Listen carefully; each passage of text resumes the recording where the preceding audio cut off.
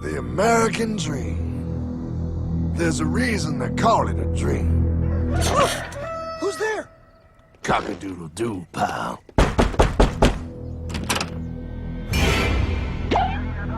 No, no, no, no, no! I don't have any more money! My job sucks right now, please! I'll have more money next month! You can't take my house! Is that your signature? Oh, okay, well, just help me work something out, okay? I mean, you said I'm a good credit guy, right? I mean, hey, wait! My dad is in there!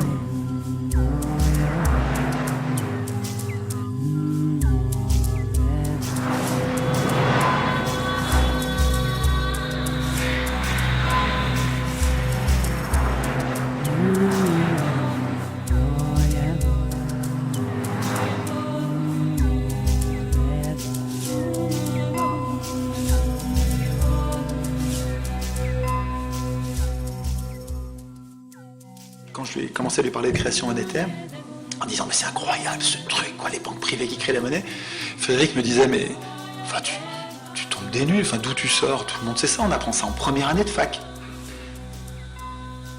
Alors, c'est vrai qu'on apprend ça en première année de fac, mais on n'apprend pas à se révolter. On apprend en première année de fac que c'est comme ça et c'est bien comme ça. It was one of the darkest days in this country. The unthinkable became thinkable. We were facing something that was unique in all of human history. But suddenly it was all interconnected. The entire global financial system would melt down. Nobody is accounting for what they're spending. You got people and families out here in the United States that are struggling. I just paid $600 worth of utility bills. Financial Armageddon. 25 trillion, 50 trillion, 500 trillion. Nobody knew. It's a chain of lie after lie after lie. This has fundamentally undermined the financial banking system in the United States. The loser in all of this is the working man and woman, the middle class of this country. The choices over the next few years are among the most profound we will have seen in all of American history. I got some bad news for you. This wasn't an accident.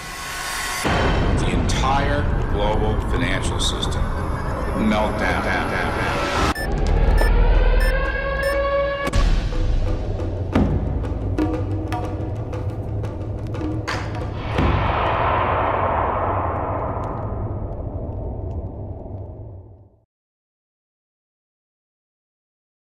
The monetary market system. Make no mistake, the greatest destroyer of ecology, the greatest source of waste and depletion and pollution, the greatest purveyor of violence, war, crime, poverty, animal abuse, and inhumanity, the greatest generator of social and personal neuroses, mental disorders, depression, anxiety, not to mention the greatest source of social paralysis, stopping us from moving into new methodologies for personal health, global sustainability, and progress on this planet.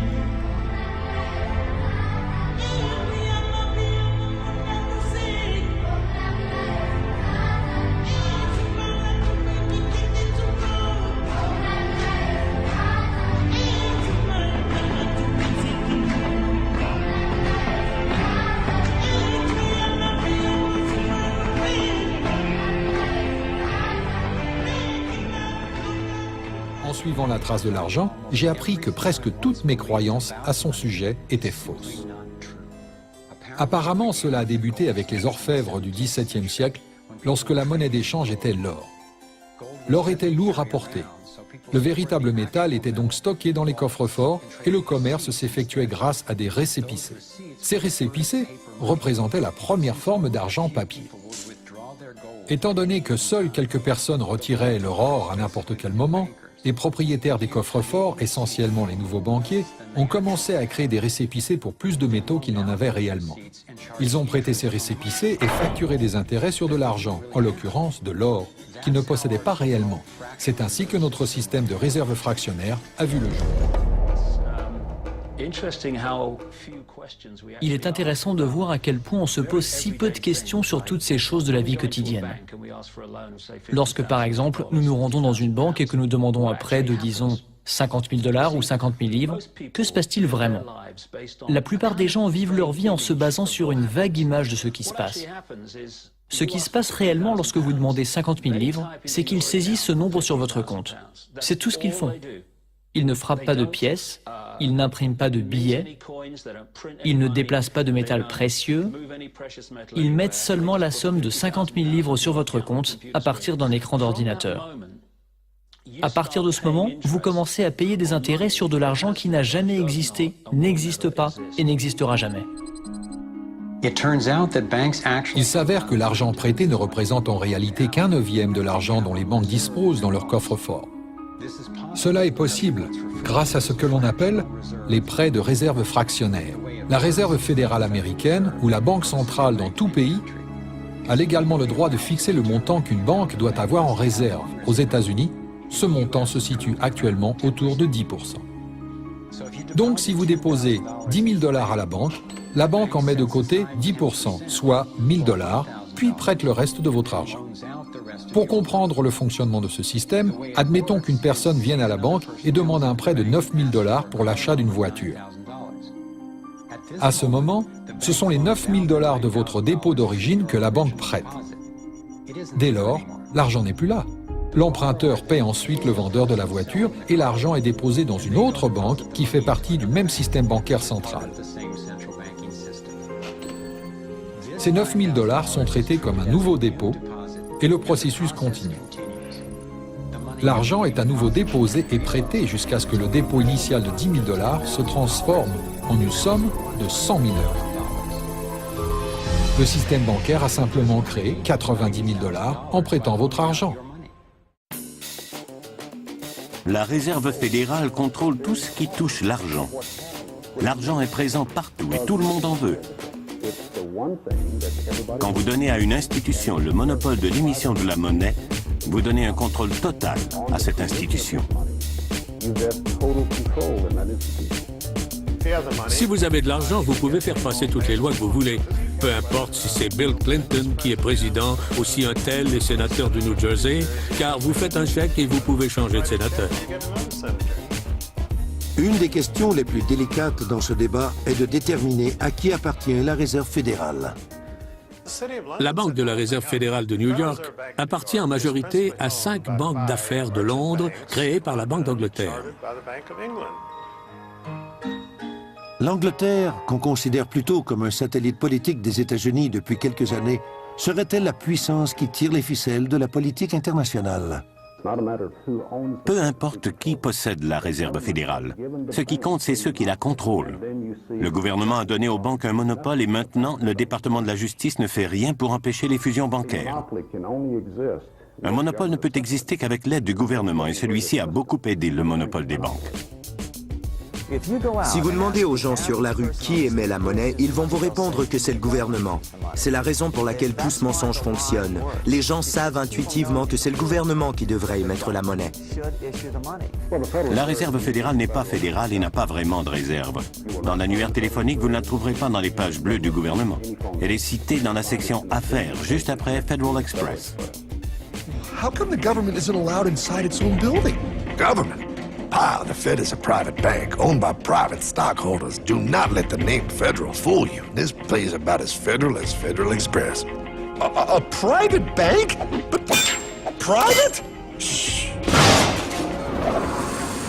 Ce cartel bancaire de 12 banques, internationales d'ailleurs, ont le pouvoir qui se sont donnés à eux-mêmes par une lente prise de pouvoir sur le politique par l'argent, parce que l'argent achète tout, de prêter l'argent au reste du monde, de fabriquer de la monnaie à partir de rien, mais par contre de toucher en retour un taux d'intérêt et d'être en fait les maîtres de l'investissement, les maîtres de la monnaie, très important, et donc en fait les maîtres du monde, dans ce monde régi par le commerce, dans une vision matérialiste, etc. Best to keep your voice down, pal. This is Ethan, Federal Reserve. Hey, Eth, Bill here, First National. Hi there, Bill. How are you? Good, good. We're running a little low on money. No problem. How much you need? Oh, how does 20 million sound? What? Excellent. We'll ship it over first thing tomorrow. Wait, he can just call up the Fed and ask for more money and they give him whatever they want? No, pal. The Fed don't give the banks money. The Fed loans the banks money. 5 banquiers qui ont réussi à obtenir que quand l'État américain a besoin d'argent, il n'y a pas de problème. C'est nous les banquiers privés qui allons lui donner, qui allons lui prêter. Alors ils n'étaient pas endettés à l'époque, du tout, les États-Unis n'étaient pas endettés. Aujourd'hui, la Fédérale Réserve, alors ils ont décidé de s'appeler Federal Reserve pour que ça ne sente pas. La banque centrale privée, les Américains ne voulaient pas de banque centrale, ils ne voulaient pas la domination de Wall Street, ils ne voulaient pas, ils savaient que c'était dangereux, ils n'en voulaient pas. Et ils ont fait un truc malin, ils ont dit on va l'appeler Federal Reserve. Mais ils ont gobé ça, ils ont voté ça à Noël à l'arrache. Ils se sont fait enfumer. Et alors depuis, la dette ne fait que grimper, mais grimper. Et la même année, ils ont inventé l'impôt sur le revenu. Premier temps, je commence par endetter l'État à mon endroit. Moi, banquier, je commence par faire que l'État me doive de l'argent. Et ensuite, pour que l'État ait de l'argent, je fabrique un nouvel impôt qui va servir à financer cet argent-là. Mais attends, mais c'est que ça marche vachement bien. Et finalement, l'impôt sur le revenu, il prend tout le service de la dette aux États-Unis. Ils essayaient de provoquer une guerre en Europe depuis 1885, mais les banques centrales d'Europe avaient déjà ruiné toutes les nations européennes. Le seul argent qui restait était aux États-Unis. Pour y avoir accès, ils devaient imposer une banque centrale au peuple américain. On l'a présenté comme le moyen d'assurer la stabilité économique de l'Amérique. À peine une décennie après la fondation de la Réserve fédérale, qu'est-ce qui arrive? Tout simplement la plus grande dépression de ce siècle. Pendant les 16 mois qui ont précédé le krach de 1929, la Réserve fédérale a augmenté la masse monétaire de 62%. Ce qui est arrivé ressemble beaucoup à ce qu'on vit aujourd'hui. Les gens achetaient, vendaient, garantissaient, empruntaient en pensant que cette abondance n'aurait pas de fin. Puis, au moment du krach, ils ont cessé d'augmenter la masse monétaire et ceux qui avaient mis en garantie leurs actions, leurs obligations, leurs maisons, leurs autos et leurs comptes d'épargne ont tout perdu. Chaque billet de $100 que le système de réserve fédérale imprime et qui est vendu au gouvernement des États-Unis à sa valeur nominale représente un prêt de $100. Même si le gouvernement l'achète, il doit quand même payer des intérêts. Un siècle après Jefferson, Abraham Lincoln élaborait sur le même sujet. Le gouvernement doit créer, émettre et distribuer toute la monnaie. La création de la monnaie est une prérogative suprême du gouvernement. En suivant ces principes, les contribuables vont économiser des sommes importantes en intérêts et l'argent va cesser d'être le maître pour se mettre au service de l'humanité. En quoi les peurs exprimées par Jefferson, Lincoln et les économistes contemporains sont-elles liées à ce que le président George Bush appelle le nouvel ordre mondial? C'est une conspiration, il n'y a pas d'autre mot. C'est une conspiration contre le peuple américain et le monde occidental.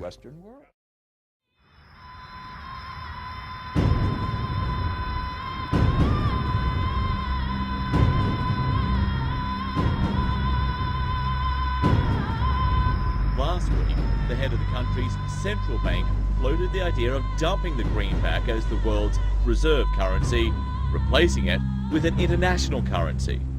Thousands of people gathered to hear Barack Obama deliver key foreign policy speech on his current European tour.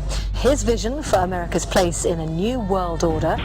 We've got to give them a stake in creating the kind of world order that I think all of us would like to see. And one of the ways it will drive the change is through global governance.